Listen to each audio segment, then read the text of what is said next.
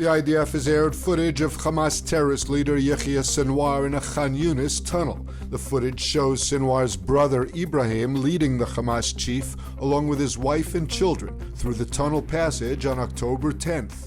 The footage was from a Hamas security camera captured by IDF troops in a tunnel recently used by Hamas. The IDF said that the hunt to capture or kill Sinwar will not stop. Meanwhile, IDF Chief of Staff Herzi Halevi announced that the IDF will work to evacuate civilians from South Gaza's Rafah before it launches its offensive there.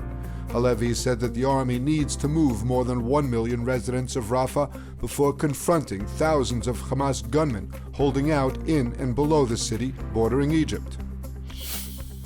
Families of Israeli hostages taken captive on October 7th flew to The Hague today to file war crimes complaints against the Hamas in the International Criminal Court.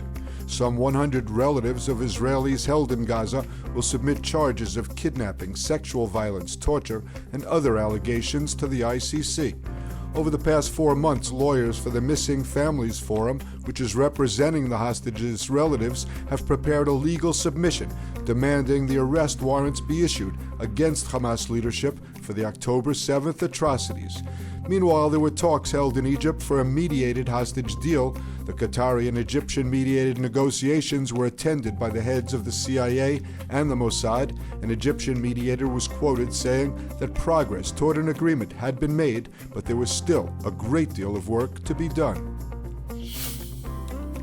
Turning to the north and the escalating cross-border fighting between Israel and Hezbollah terrorists in Lebanon. France is reportedly proposing a truce deal that would push Hezbollah 10 kilometers north of the border.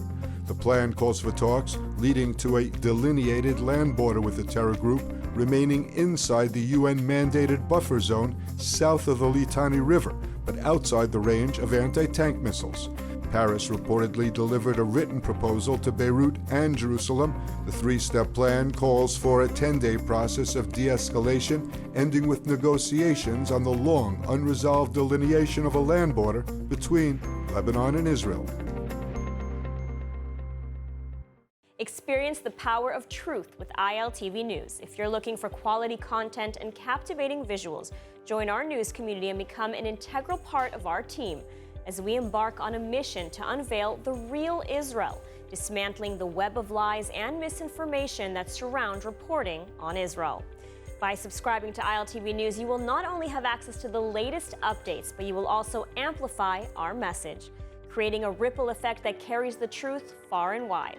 Subscribe today and help reshape the narrative. Available on the web, Android, and Apple.